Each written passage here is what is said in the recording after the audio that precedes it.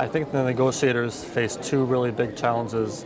The first one being working with the other negotiating parties in order to reach a compromise with them based on their wide variety of interests, priorities, and respective capacities for building ambition to achieve the goals of the Paris Climate Agreement. The other challenge I think they face that really makes it difficult is satisfying the needs and demands of their constituents back in their home countries. And those could be any groups from government officials to private citizens to NGOs. All those groups will have different priorities they want the negotiating parties here to focus on, and it'll be really challenging for them to satisfy all those needs. And I really think observers can play a role in this by first interfacing with the negotiating parties and really communicating with them to establish a dialogue. And I think the observer groups have a really big role to play in ensuring that all parties, all parts of this COP24 conference really reflect principles of evidence-based policies as well as equitable policies.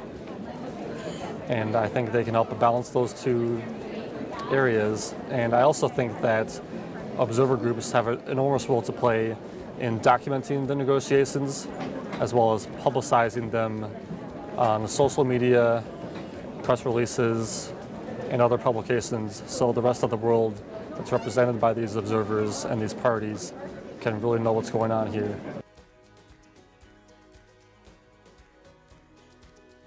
We are working on researching renewable energy programs from utilities in our state of Minnesota and across the rest of the United States. And we are really interested to research successes and barriers that those programs have experienced, especially in terms of attracting low-income customers and members to their programs. The biggest one we are looking into is called community solar, and that is a really nice new method in the U.S. to collectively work together to make solar more equitable for everyone to participate in.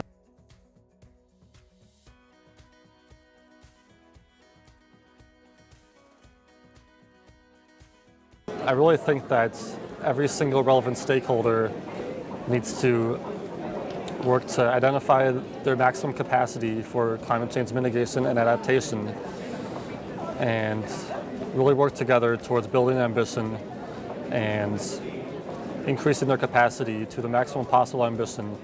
And this can be done at multiple levels, whether that be the international level here at COP24, the national level in various countries, subnational levels like the state of Minnesota, where I'm from, as well as regional and local policies.